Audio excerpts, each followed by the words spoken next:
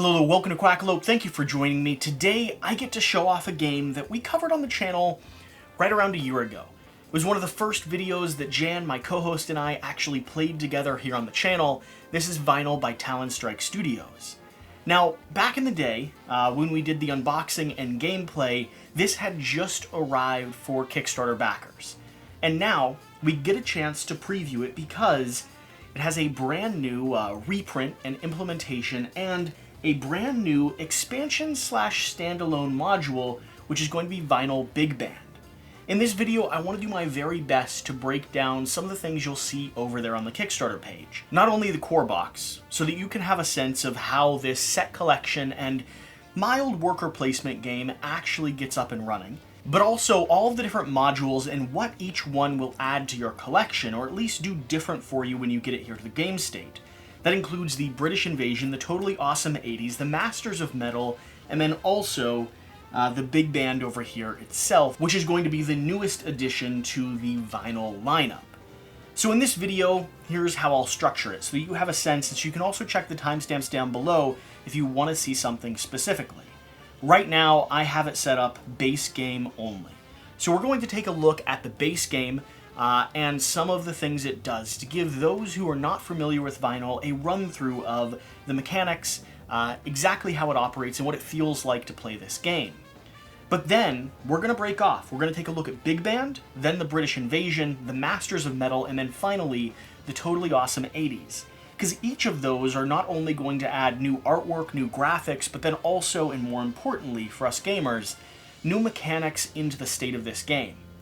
Things that make it a little bit more complicated, a little bit messier, or add some interesting twists into this when it comes to the core box, fairly straightforward but yet complex set collection game. So, if you're looking for information on one expansion specifically, pop down into the description or the comment section of this video and check out those timestamps. For everyone else that's just here to, ride the wave and find some albums, let's go ahead and start digging in. Vinyl, like I've said a few times, is going to be a set collection game. It's aimed at ages about 10 plus, plays in right around 60 minutes, and plays 1 to 5 players. This whole game is built around the idea of building a collection of vinyl records, right? Going into your local store, filtering through magazines to gain research, looking in the old wooden crates and bins, trying your best to find that gem that's hidden somewhere in the rough. That's what you're doing here. You're going to be collecting magazines to gain knowledge and research. Those are going to be held in your hand. You'll then be playing those down to take actions down here in the actual record bin. This is where you'll be able to find and purchase, or at least identify, the albums that you want to take and add into your collection.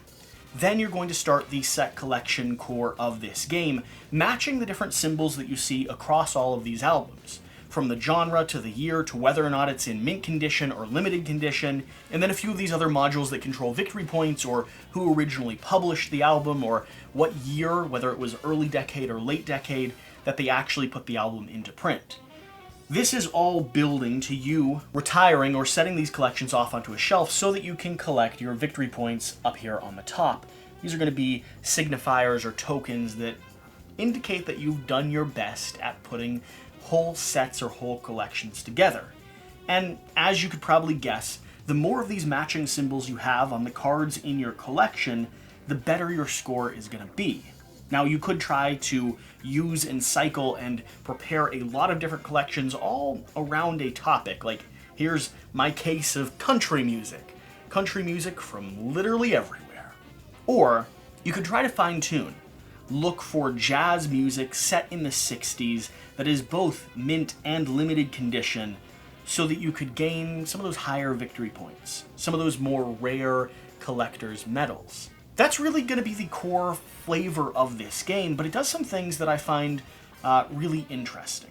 First off, it's one of the most intriguing set collection games I've played, all the way from needing to prep and build your hand to collecting the albums here on the front side to building that track, and then when we start getting into the modules which you can include, things that make it so building a pattern over here is more valuable or important, things that pay attention to what decade the album was published in, or mixing it up with some merchandise and other collectibles that you can include, there is a lot going on here. And you can probably feel that way by looking at all the iconography and the symbols and everything here on the board, but in all honesty, it's fairly easy and straightforward to digest. The core comes into you actually sitting down and playing and paying attention and making sure that your hand, the knowledge that you have from your magazines, actually matches up with the records that you want to collect, which match up with the collections that you're currently building, which match up with the token that you want to trade those in for, or even some of these hidden victory points or these hidden objectives that you have from the Record Town loyalty cards here. When it comes to set collection, vinyl does the job really well. And when you like the theme, or you like putting together and going hunting for limited edition or rare copies of your favorite music, you're gonna find a lot in this game, not only to relate to, but also to enjoy. The other thing that I think is really interesting is that it has very mild and very fairly easy to follow worker placement mechanics. There's really gonna be 4 main regions in this core box where you're placing your workers down. The record bin, to go ahead and put something on layaway, meaning save it for later or add something to your collection. The magazine rack, where, like I said, you go to gain knowledge. This is going to be your hand of cards that you're matching symbols together in order to collect albums. Over here at the front counter, you'll be placing cards on layaway so that you can hold on to an album in case that's something that you can't afford right now, but you might want down the line, prevent other people from taking it. You can also trade your loyalty cards in, so if the secret objectives that you have to score points aren't matching up with the collection that you're currently building, we'll just swap that out for another card. And then finally you have the unloved sales bin. This is where the records that no one really held on to or kept in the cycle got shifted down to the bottom of the bucket, and you get to buy those a little bit cheaper than average. The interesting thing about the worker placement is you only really have one worker, so it's more action selection in a lot of ways, but the worker stays there throughout the course of a turn, so when you place a worker down, if someone else decides to go in that same location, they will bump you up to a top section. So out of these 4 core regions, where you're going to take the actions that you need, you also have to pay attention to who is there and what benefit they might get from you showing up at that location. Down here in the record bin, if you bump someone, there's a chance they could purchase a layaway card, or they might be able to take one of your magazines as you're discarding them because you already got the album you were looking for. Up here in the magazine rack, they might be able to follow your action and peek over your shoulder and gain a little bit of information themselves, giving them more leverage down here to buy or find albums. Over here at the front counter, if you bump them, they'll be able to take spoils or gain another card that'll give them a little bit more leverage, like I was saying. And then finally down here at the sales bin, they'll actually be able to take and keep a card that you just recently played. So as you're playing this, as you're assigning workers to locations, you're also going to be paying attention to who is there, how you're bumping them, how you're giving them a benefit as you shuffle your way into that front counter, maybe cutting them in line a little bit so that you can finally slap down your entire stack of records and turn them in for as many points as you can possibly get. So that's the core structure of vinyl. Throughout a turn, you're going to be gaining information up here, your hand of cards, matching the symbols on your cards in order to collect albums that are out here on the marketplace. For instance, as I'm looking across here, I have a guitar from the 70s. I have a limited edition marker here, so I could gain this album, Driftward Back Special Delivery, right here, and that could be added into my collection. As you're playing cards or magazines, in order to collect albums or acquire records that go into your collection here, you'll then, throughout the course of the game, be trading these collections in to acquire victory points over here, right? The best collection or the best set of collections is going to determine the winner. So that's the core structure or premise of vinyl. This is the framework on which everything else is built upon.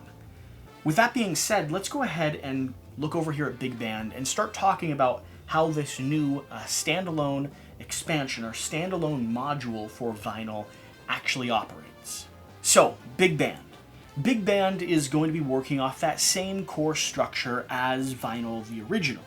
You're still going to be gaining knowledge from the magazine rack, dropping down into the record bin in order to add rare items into your collection, and then popping over into the front counter to trade those collections, that set collection mechanic, in for victory points or for fame, as you're showing your friends all of the records you've been able to collect.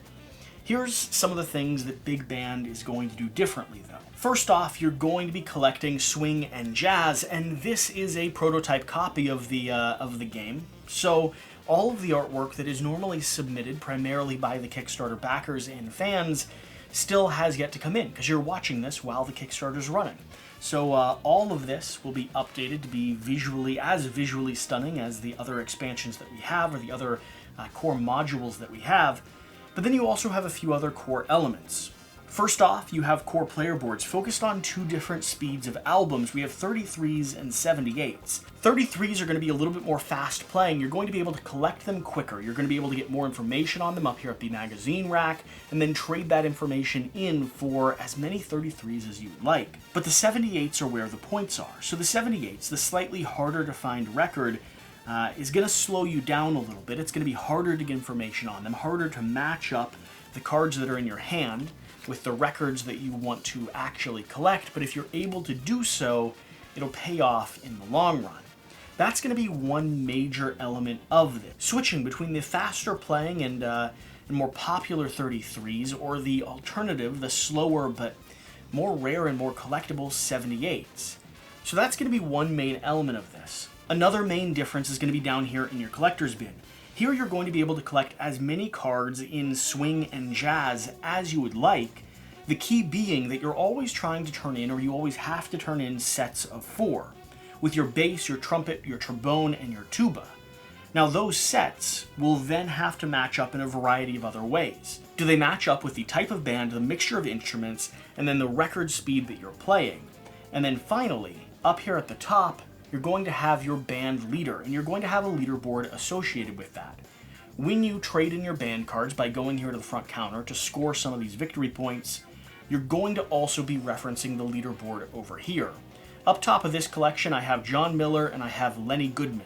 If all of my band leaders here matched, if they were all John Miller, for instance, I would take more victory points over here, and whatever band leader or leaderboard reward I get for turning in a collection with John Miller. If I have a mixed collection, I get less victory points from these collector's albums, but when I come over here to the leaderboard, I can take one of the abilities or the powers that these band leaders grant you. You see, back in the day, around big bands, they were built and composed of 4 core instruments and a band leader or a personality that is directing the scene and getting everything up and flowing and running. There was also a war between 33s and 78s. What would the market accept? What would they take hold of? And the marketplace agreed and decided to latch on to 33s, so 78s become a little bit more rare, a little bit harder to find, and significantly more collectible. That's the theme or the format of this game. And so as you're collecting, you need to fill the band. You need to make sure that they're all potentially matching in the type of record that you've collected. And you're also going to be watching the leaderboard here and referencing whatever special ability or whatever special reward you get for turning in specific band leaders. That's going to be some of the core elements that shift here with Big Band. It gets slightly more complicated when you're trying to pay attention to and balance out who your band leader is and what record type you're currently collecting. Because if you switch back and forth too often, you're going to be spending cards that you need in order to collect records. But if you stick with one style of record or one style of music, you might not have the momentum you need in order to gain or add to your collection. You see, going up here to the magazine rack is going to have a benefit associated with how fast or what type of record you're collecting. If you're collecting 33s, you're going to be able to take 3 cards from this magazine pull here and add them into your hand. If you're collecting 78s, you're only going to get 2. But then again, remember, 78s are ultimately worth more. So you might want to run after 33s for a period of time, but when you see a few 78s here on the table, you're going to want to switch it up, discarding a card and spending whatever you have to pull that collection into your hand. Maybe building up your jazz series of 78s while letting the swing be set in 33s and cycling through them as quickly and efficiently as possible so you can score some early game victory points. But that's the core element of Big Band. This change, or this module here for vinyl, is going to focus on 2 different types of records that you need to make decisions between that'll add benefits to your gameplay as you're making those decisions. A leaderboard here with rankings when it comes to your band leader, and also benefits when you decide to turn in a collection. And then also a different style of collection, more open-ended when it comes to how many cards you can have, but a little bit more restricted in the type of cards you need to turn in, always turning in a set of 4, and that set of 4 always needing to include a bass, a trombone, a trumpet, and a tuba. If you're already a fan of vinyl, I'd say Big Band is a nice adjustment or change. It's a little bit more complex, has a touch more teeth to it, and if you've already played through it and enjoyed this core box, this is one that you should look into. If you're brand new to the vinyl experience as a whole, well, don't worry, we have 3 other modules that we want to run through so you can see what style of play or what version of this game or versions of this game might fit you and your gaming group the best. And with that being said, let's go ahead and swing into Masters of Metal here, because I'm ready for a change up from the swing and the jazz music that we've been enjoying during this period. Masters of Metal is going to add in the idea of collecting your favorite band's memorabilia. So again, same core concept, same core gameplay that you liked with the original vinyl. We have a brand new theme and tons of incredible metal artwork here, a little bit darker, a little bit more in line with some of the games that I tend to play here on the channel. And you also have this magazine rack here, which is completely full, and a modular thing that is added on top of the magazine rack action. That is going to allow you to add different types of collectible band memorabilia into your set collection.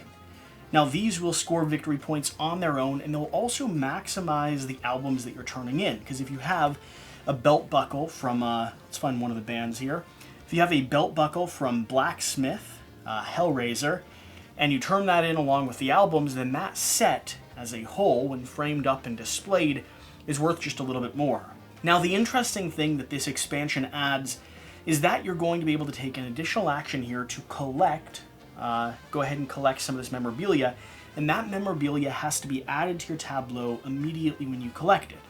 And what it's going to do is it is going to overlay and lock in place a few of your cards. So as you go to collect memorabilia, you can spend some cards to rearrange your collection here, and then, depending on what you're picking up, you'll place that down over top of the time that it was published. For instance, in the 80s here, this set of tickets is going to be going over top of that, or I could have a set of exclusive keys here. They're going to pop in over the albums here, or the records here. That will lock these cards in place. So when I'm ready to turn them in, I will get a times factor based on the victory points on these memorabilia specifically, but then also the skull icon. So this collection, 4 cards plus 4 skull icons, is currently worth a total of 8 when I hand it into the collector bucket. So that is the core element that Masters of Metal introduces. If you like the theme, if you want to dig into this little bit of a darker aesthetic, and you like the idea of collecting some memorabilia along the way and creating an interesting little gridded puzzle here, it adds pattern laying or pattern identification to your set collection down here in the bottom corner. So instead of just trying to maximize your hand, pull cards to add to your collection, then trade those in for victory points, you're also then paying attention to how you collect and how you add those cards into your tableau, because the order or the sequence within which they've been placed is going to be very key in determining what type of memorabilia you can collect, and then exactly how you can trade that in for additional victory points. This adds another layer, another level of complexity to the game, that if you like the core thing that vinyl is doing for you, this could be a very interesting way to play. And if you're like me and you want to see more skulls and crossbones and a dark aesthetic here on the table, metal might be the one that you grab, because as you're flitting through the album artwork, I have to say these match up with my style closer than nearly anything. That being said, this is not the only expansion that allows you to collect some items here. In fact, the British Invasion is going to come with the opportunity to also collect some memorabilia. So let's go ahead and swing into and check out exactly what the British Invasion is bringing to the table. So the British Invasion, along with, like always, adding more artwork and theme to the game, is going to change up a few other things. Like the Masters of Metal, if you want, you'll still be able to collect memorabilia. However, this memorabilia is on the back side of the Masters of Metal tokens, so you might need both in order for that expansion to cross over to this one. I'm not 100% sure on that.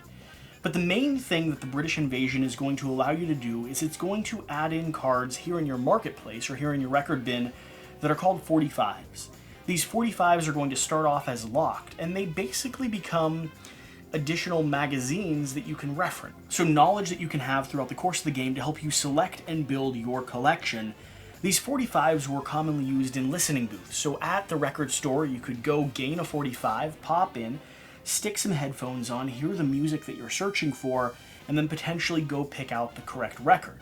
It's also going to potentially change the way that you're scoring. Up here in our scoring or our scoring records, you're going to have basic records in play. That means that your sets can become a lot larger than in the base game. In the base game, you're focused on pristine and specific collections.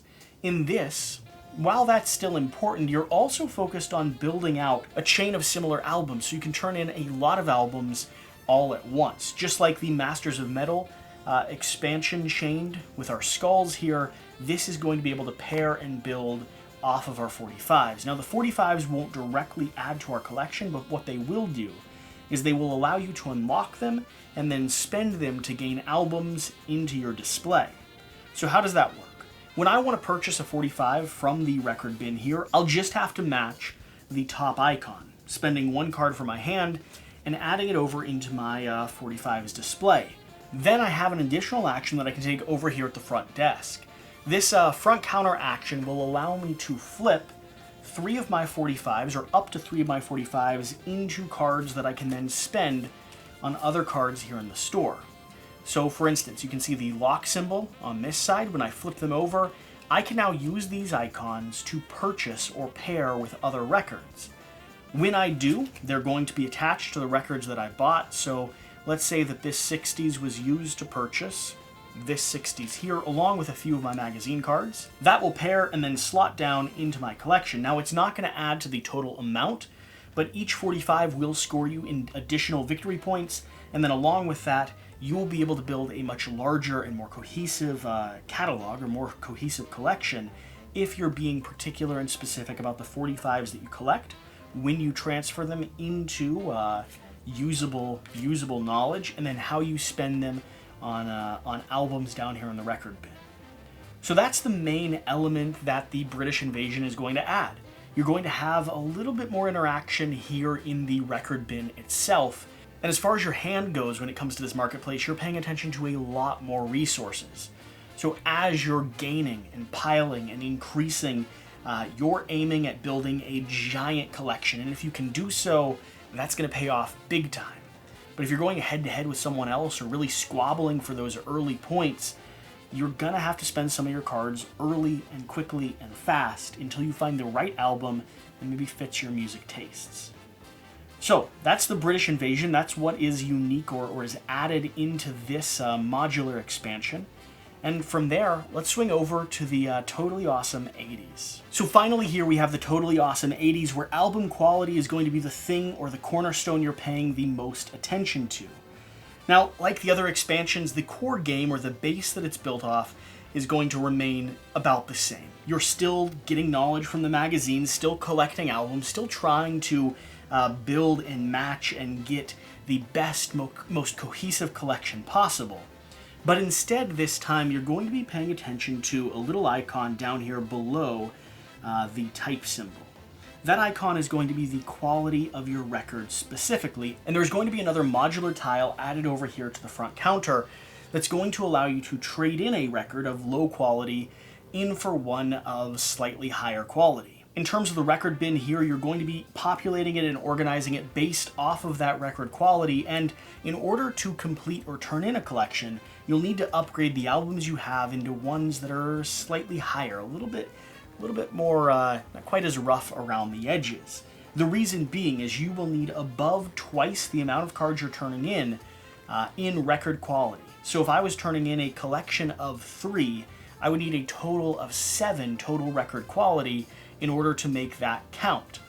So this will slow down your game a little bit. This will mean that you are not only collecting records that are valuable to your set, but then also doing everything you can to upgrade those records throughout the course of the game, improving upon that record quality, swapping them in and out at the store, trading them in for ones of a little bit more pristine value, until finally your collection here is at a point where you can trade it in for some of those victory points, where you can retire it and finally score these records.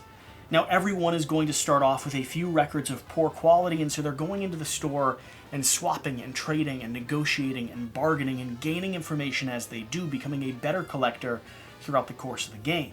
That is the core mechanic that is added here with Totally Awesome 80s. Instead of paying attention to some of the collectibles, or instead of paying attention to the 45s, or like in the big band here, the 78s and the 33s, you're going to be paying attention to the quality of the record that you're actually pulling and gaining yourself. And then, like any of these, the theming and the art is going to be one of the main elements that convinces you or sells you on this game. I believe, like I said in the Kickstarter, all of these exist within their own footprint, or exist within their own space. So you could either get only Masters of Metal, or you could mix and match, get the core game, base game of Vinyl, potentially pick up Big Band along the way, because it adds so much different into this mechanic. And maybe if metal is your favorite genre type, or you have people that really love metal music in your game group, and you think that like matching puzzle down there would be an interesting way to make this game a little bit more complicated, or add, change it up throughout the course of play, then maybe you grab the Masters of Metal as well and play according to that. Whatever the case, I've done my best to show off what each of these modules add to the game experience here of Vinyl. Each one, like I said, pulls in a different theme, but then also a few different mechanics that really change up the way that you're approaching the game, or change up the feeling of the set collection, while not sacrificing or ignoring the style and the design here in the core game. If you've made it to this part of the video, let me know your thoughts. What type of music, what type of expansion, whether it's mechanically or artistically, matches up with you and your game group the best?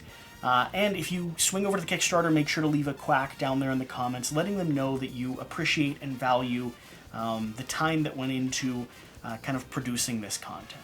I hope you've enjoyed it. This is a game that I am excited to get back to the table to play. Doing this video previewing and showing off all of these different expansions has me excited to get another 3 or 4 people to the table, so we can do some album hunting, some set collection, and search out exactly what each of these expansions has to hold.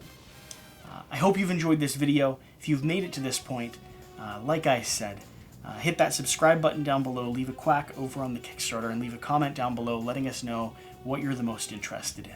Whatever you do, remember to do the important thing. Get out and play some games, and I'll see you next time.